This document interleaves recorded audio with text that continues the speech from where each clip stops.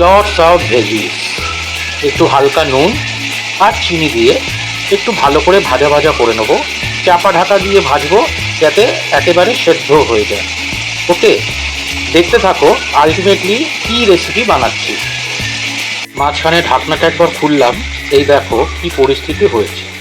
বেশ অনেকটা নরম হয়েছে, রং পাল্টাচ্ছে, এখনও পুরোটা হয়নি, আর একটু সেদ্ধ হবে এবং ভাজা ভাজা হবে।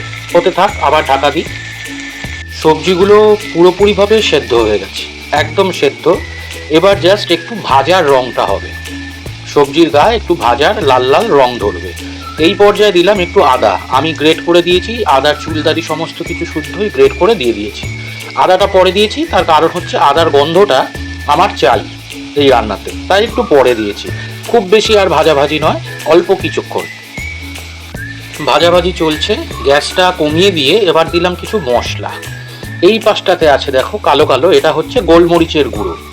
কোনো রকম কাঁচা লঙ্কা, গোটা লঙ্কা, শুকনো লঙ্কা, লঙ্কার গুঁড়ো কিচ্ছু না, শুধুমাত্র অল্প একটু গোলমরিচের গুঁড়ো আর আদা যেটুকু ঝাল এতেই হবে।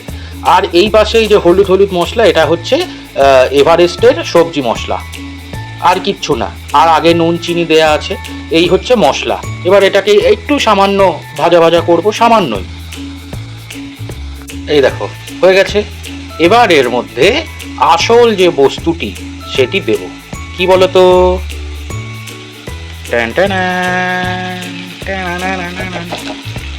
পাস্তা সেদ্ধ করে রেখেছি, ঠান্ডা করে জল দিয়ে ধুয়ে একদম ঝরঝরে এই পাস্তাটা দিয়ে দিলাম এবার এর মধ্যে। এক চোট সবজির সঙ্গে পাস্তা ভালো করে মিশিয়ে নিয়েছি আলতো হাতে। তেলটা একটু কম, তোমরা চাইলে আরও একটু বেশি তেল দিতে পারো, আমি আজকে দিলাম না। এবার ওপর থেকে একটু নুন আর চিনি দিয়েছি। আগে দিয়েছিলাম সবজিটাকে ভাজার সময়, সবজির জন্য যেটুকু প্রয়োজন ছিল আগে দিয়ে দিয়েছি।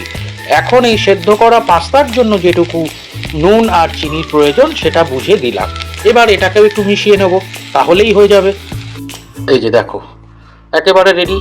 এই যে উপরে কালো কালো মতো এগুলো দেখতে পাচ্ছ, এগুলো কি বলতো?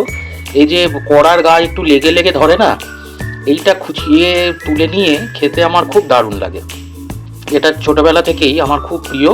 মা যখন আগে সব করতো, পরিবেশন করতো, তখন লাস্টে এটা আমার জন্য রাখতো, ওই পোড়া পোড়া মতো। এটা না পাস্তা তো অতটা কড়াতে লাগে না, নুডলস হলে, চাউমিন হলে এই পোড়া পোড়া ব্যাপারটা আরও বেশি হয়। একটু অল্প তেল দিয়ে এটা করতে হয়, বেশি তেলে আবার পোড়া লাগে না। একটু ধরা ধরা, পুড়বে না, পোড়া গন্ধ নেই, কিন্তু একটু ধরা ধরা ব্রাউন ব্রাউন কালারের হয়। এটাতে যেমন গুঁড়ো গুঁড়ো হয়েছে, নুডলসে বেশ একটু চটা চটা মতো হয়, খুব ভালো লাগে খেতে আমার। কেমন হয়েছে আমাকে জানিও। আজকের শীতল রাতের জমজমাট ডিনার পরিবেশনায় মাস্টার শেফ শুদ্ধবোধ গাঙ্গুলি। লি লি লি লি লি লি লি লি লি। নিরামিষ রান্না বলে যে খেতে খারাপ হয় তেমনটা কিন্তু নয়। ভরসা করে আমার রেসিপি ফলো করে একদিন বানিয়ে দেখতে পারো, খেতে কিন্তু ভালোই হয়। আর যাবার আগে রোজকার সেই একই কথা, ভিডিওটা একটু শেয়ার করো নিজেদের বন্ধুদের সাথে। আমার চ্যানেলটাকে অবশ্যই সাবস্ক্রাইব করে দিও। আর ভিডিওটা ভালো লাগলে একটা লাইক এবং তোমার মন্তব্য, ভালো মন্দ যাই হোক, সেটা অবশ্যই একটু কমেন্ট করো। বেল আইকনটাকে প্রেস করে দিও যাতে নতুন রান্নার ভিডিও এলেই সেটা সবার আগে তোমার কাছে চলে যায়।